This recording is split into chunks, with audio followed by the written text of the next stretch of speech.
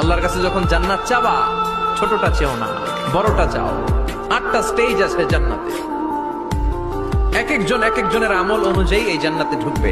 কেউ ঢুকবে জান্নাতুল মাওয়াতে, কেউ জান্নাতুল নাঈমে, কেউ জান্নাতুল আদানের ভেতরে, কেউ দারুল কারার, দারুল খুলদ, দারুল মাকাম, ইল্লিয়ুন এগুলোতে ঢুকবে। আমরা সবাই যেন জান্নাতুল ফেরদাউসের অধিবাসী হতে পারি।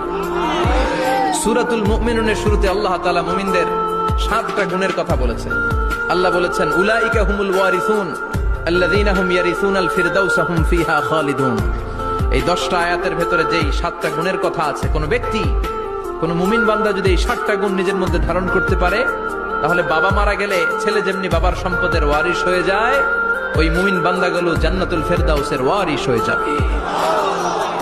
আমরা জান্নাতুল ফেরদাউসে যেতে চাই। কোথায় যেতে চাই? কথা বলেন। আমরা জান্নাতুল ফেরদাউসে যেতে চাই।